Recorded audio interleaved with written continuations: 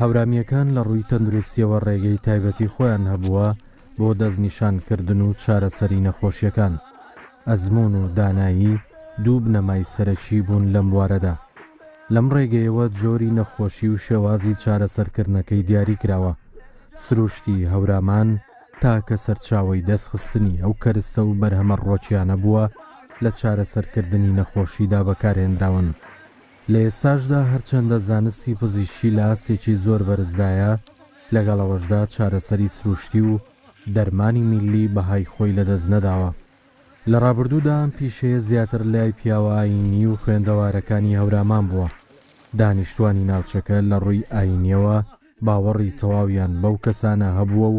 لە ڕووی چارەسەری پزیشکیشەوە وەک خەڵکانی دانا و خاوە نەزمون سەیرکراون. پێگەیەکی تایبەتیان هەبووە لای خەڵکی ناوچەکە. بۆ نمونە پیرشالیاری یەکەم یەکێک بووە لە پیاوە ئاینیەکان و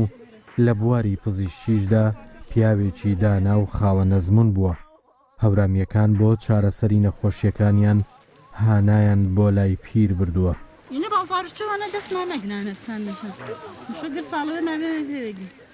لە ڕاستیدا کۆمەڵی خەڵکی دیاریش هەبوون لەو ناوچانە دایشان کردووە. لەوانە خوا لە خۆش بوو بەڕێز با بڵێن شێخ عوسمان. من زۆر بە دوای سەرچاوەکانی بەڕێزیانە گەڕام لە کاتی خۆیدا و زۆر کاتی شومەتە خانەقاکەی بەڕێزیان کە شوێنێکی زۆر گرنگە لە بیارە بەڕاستی. لەوێ کە من بە شوێنی با بڵێن ئەو شوێنەی کە ماڵی خوا لێ خۆشببووی لێبوو لە ڕابردوودا کۆمەڵێک ڕۆکی تێدا بوو. ئەم ڕۆکانە کە من دوای ئەوە تەماشام کرد و لێ کۆڵینەوەم بۆ کرد هەندێکیانی لە دەرەوەی کوردستان هێناوە. ڕۆک هەیە چووە لە ئەفغانستانەوە هێناوێتی زانیوێتی لە ئەفغانستان بۆ نمونە ڕۆکی دایسپایرەس کاکی ئێمە وای پێ دەڵێن لەوێ جۆرە ڕۆکێکە دارێکی بچووکە چۆ لە ئەفغانستان هێناوێتی بۆ هەورامان بەکاری هێناوە لە بواری پزیشکیدا ئەو کەسانی کە نەخۆشی شەکرایان هەبووە پێی وتون و توێتی ئەم بەری ئەم ڕۆکە بۆ چەند جارێک لە بەری ئەم ڕۆکە دەخۆن و نەخۆشیەکان چاک بۆتەوە. ئەمە و چەندین نمونەی تر بەڕاستی دەکرێت ئێمە باسی بکەین لە بواری پزیشکیدا. ئەرۆ ئێمە ئامێنمێ پێتەوەنێ کە یای گێواجە بەڵخەی مەبەستما کۆکردەوە هەنێ گیواویا کە بازارە نەدەستما مەگنانەینە کۆمەڵە تایبەتێنێ و تاومێ کەشەکانە وێمە ورشاکەنمێنە و سوچاچەنەوینمێنم پێ نمونێ سیاران کە واردێوارە ینی بازارە نەفرە کەم هەن و ئینە کۆمەڵە سوودی تەندروستیشانێ پێنمونێ پێماعیدەی فرە ئالارۆ کۆمەڵەکە سوودش چەنەوینان و گرینیش و دمایە سوورش کەرێ تاوی چەنە هێڵی تاوی یاخود هەروەش تاق سوورش کەریە وریۆنەوە هەڵاڵە پیرەژەنانە ئایجگوواوی بۆ شارە پێدلێ چایی بەکارمەوێنە یاخود کۆمەڵەکە زەن چایمەوەڕۆنە تاوەکە ڕەشەنە لێ ئاوی گەرمێ و تاموبۆنی فرەوەشەژەن ئایش دووبارە پێڕ خۆڵە و ماعیدە و ئینیشا فرە ئالارە و سوودی فرە ئالەژەن بژگانێک کە تامو بۆ و چایەکەی فرەوەشکەرۆنە و حاڵە کوک و چەنی کۆمەڵە گیواوێ تەرێنایکی بازارە نەنیانێ ئێمە ئامێنمێ چیگە چی کەشانە دەستماگنانە و گر ساڵۆ ئێمە وێمە ئامێنمێ پێوێگەی و زیاتر جەویز گیواوە کە بازارەکانە دەستی مەگنانە و جەناوچە هۆرامانێنە بتایبەتی جە کەش و تەوەنێ چێگە بەدەستشامانە.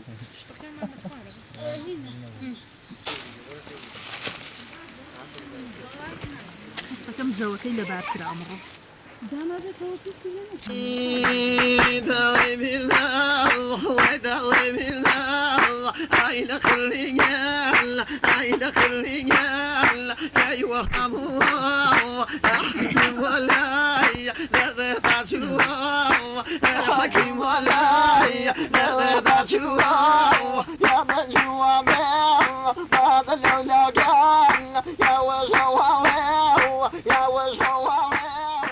ئەو نەخۆشیانەی لە هەوراماندا لە ڕێگەی سروشتیەوە چارەسەریان بۆ دانراوە زۆرن. لێرەدا ناوی هەندێکیان دەهێنین: ڕۆماتیزم، ژانی گێدا، بەردی گورچیلە، مایەسیری، دوومەڵ، قەبزی و سکچوون، بالووکە، بۆنکەوتنی منداڵ، ژانەسەر، زیبکە و دوومەڵ. ئەمانە و دەیان نەخۆشی تر کە لە ناوچەکەدا بڵاو بوون و چارەسەریان بۆ کراوە.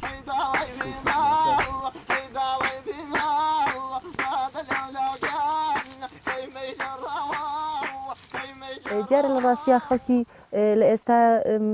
دوور کەوتونەتەوە لە گژوگیاکان و هەنەوەی نوێ ئێستا کەمتر ئەم گژوگیان ئەناسن. ئامانجمان ناسینی گژوگیاکانەوە وەکو پسپۆڕیەکیش ئێمە ساڵانەکەین خۆشە پیشەکە وەک پسپۆڕیەک ئێمە خەریکە لە ناسینی گژوگیاکان ئەبینە پسپۆڕێک و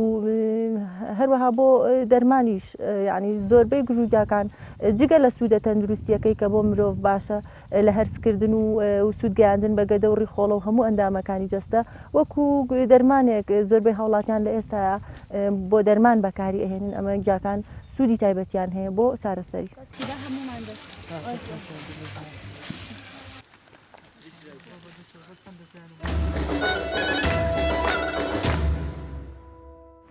یا دو خوار رواس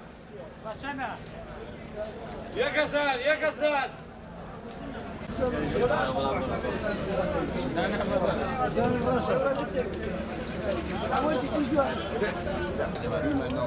ئەوەی هەورامانەوە ڕوسقەیە و بۆ ئاڵێ بۆ جیا دەرمانێکی کوردەواریە وەکو تەقریبەن بۆ ئاڵەن ئەژۆ لینجاوێکی ئاڵن بۆ ئەژنۆ زۆر باشە ئەوەش بە ڕێزایڵن بۆ گورچیلە ئەوەش پیچکە ئیکەن بە کەلانوشت ئەمە خوشەیە ئەو خوشەش سووریەکەن و ئەخوری وەکو تۆڵەکە ئەم شتانەی خوێن ئەمەش هازاکرێ بەش لە هەڵ و ژە و مەسەلەن ئاوا بازێشی تیەکە لێکەی بەشلەیەک ئەخورێت ئەمەش ڕێوات تەمانە مکە زارێ مزر و خۆشە ڕێوات هی خۆمانەوانە ئەوە کنگریشمانەیە عینیشت ئەوەش گیادۆ خەوایە ئەکرێ بە گیادۆ خەوایە بۆ حەدیزان دەرمانێکی سروشتیە و ئەوەش قەزوان ئەگرێتە ناو دۆ ماساوەشتەوە خورێت گیامان هی مڵا خوردیە دینی ڕەنگیرمان بۆیەت هینیان ئەحمەوەیە پشتی بانی شار ئەم شاخی سوورێن هەمووی ئەم مەتێقانەیەت بێرە بە زۆری مەتێقی خۆمانەیەت هەمووی ئەم مەتێقانەیە مەتێقی ئەورامانی خۆمان وەڵی دکتۆرمانەیە مەسەن دکتۆر هەیە لە سێمان وەلایە بۆ ئێرە بەت بۆ ئەم گیا سروشتیانە ئەکرێەوەی باتەوە مەسەن دکتۆری خەڵکی تر هەیە کە لە ملاوەلا خەڵکی زۆر لە دەرەوەی وڵا خورماڵ ئیشارەکانیان بۆ ئێرە بۆ ئەم دەرمان وەکو دەرمانێکی بن و بۆ خواردنی خۆیان یادۆخەوە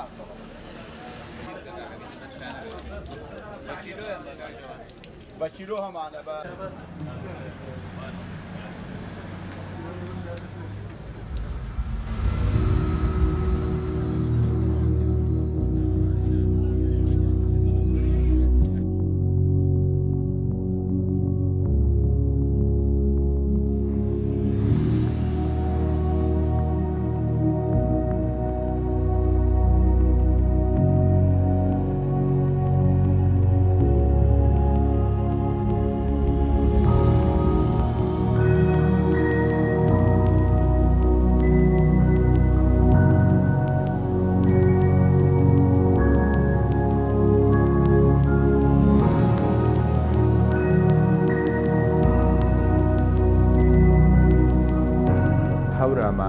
یەکێکە لە هەرە گرنگترین و دەوڵەمەندترین ناوچەکانی سەرتاسەری کوردستانی گەورە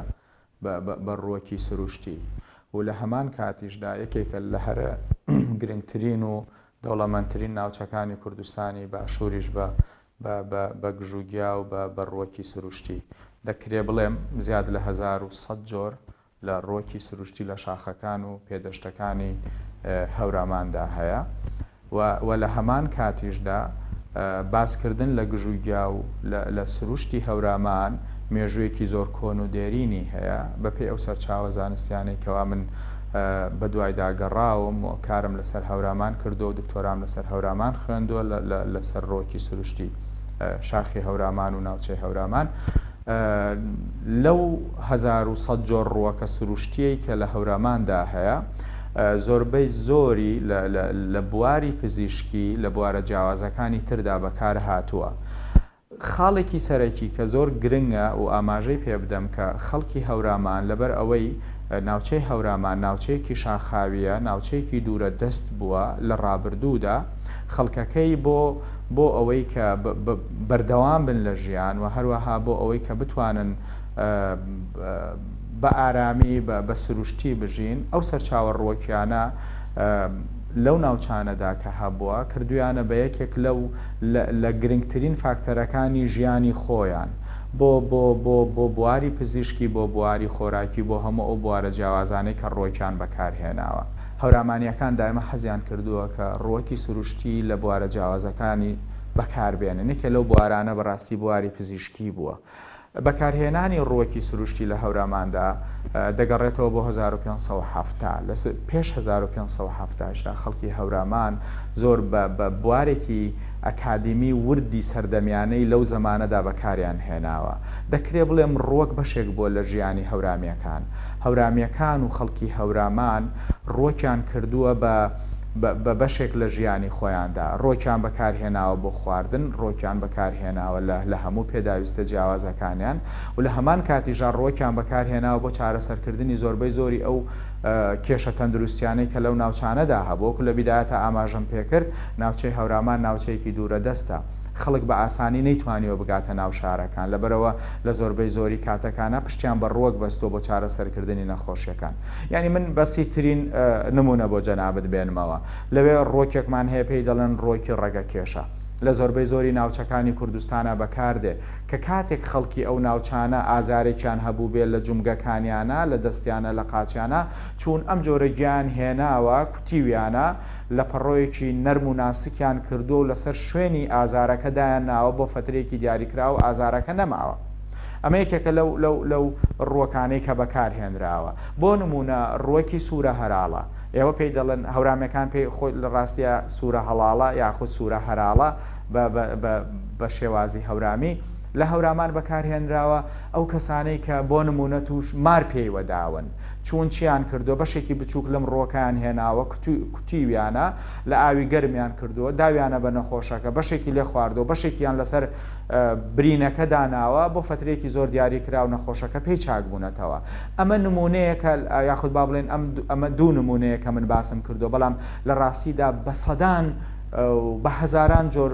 گژوگای هەورامان خەڵکی هەورامی یاخود هەورامیەکانی هەورامان بەکاریان هێناوە لە بوارە جیاوازەکانی ژیانی خۆیاندا.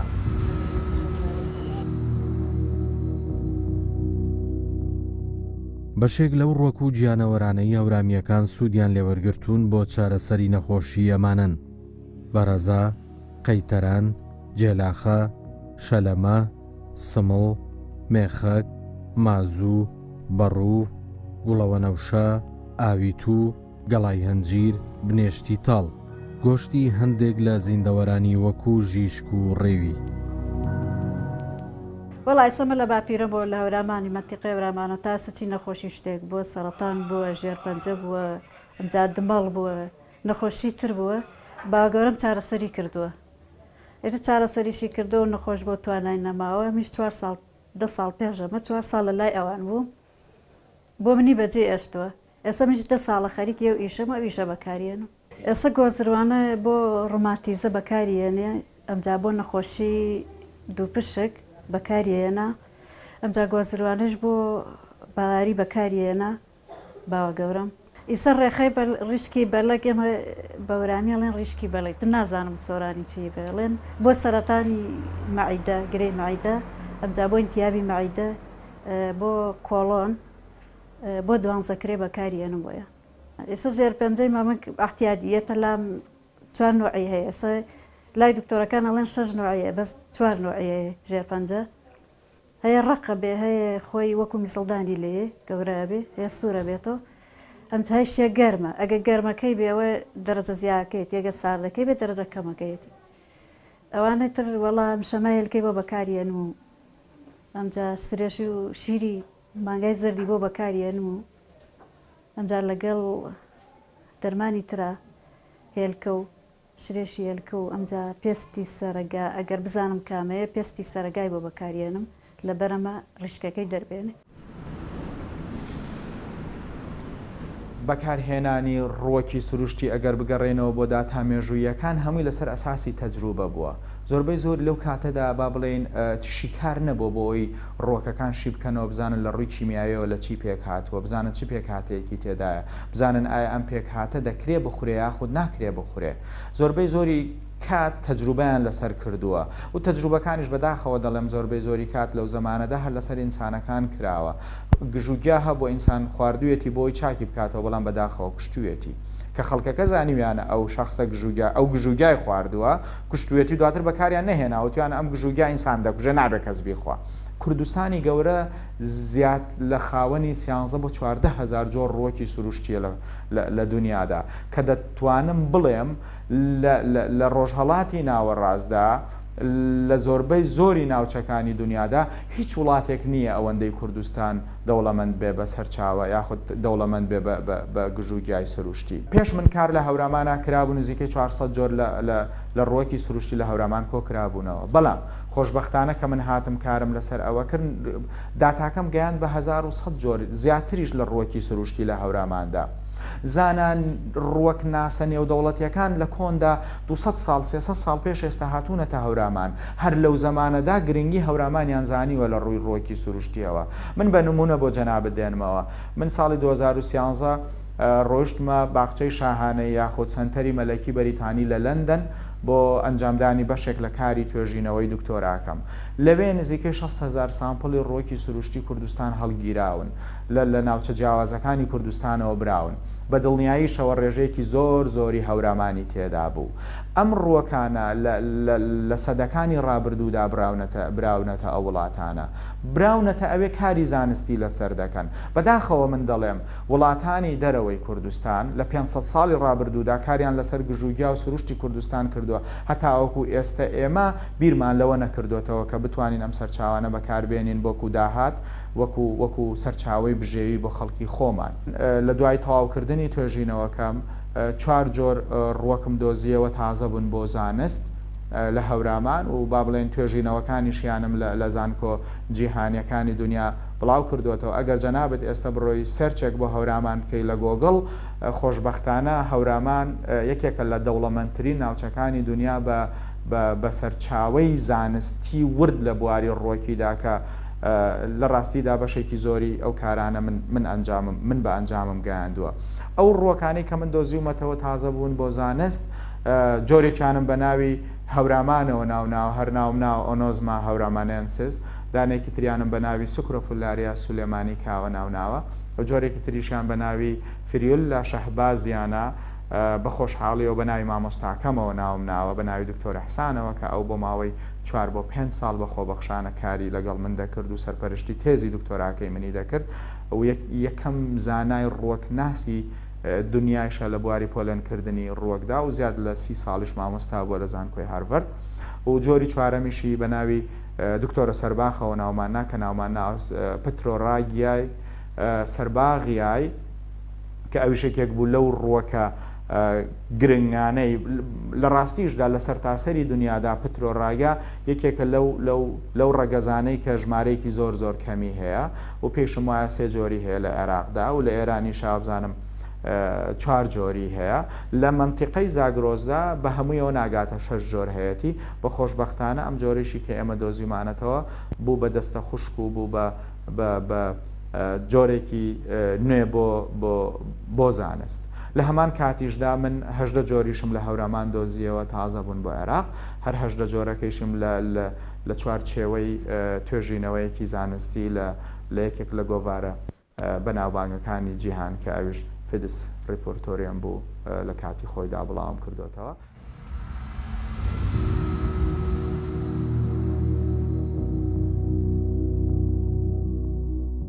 سروشتی هەورامان هەرچەندە سەرچاوی ژیان و خۆراک و شیفای دەرونی و جەستەیی هەورامیەکان بووە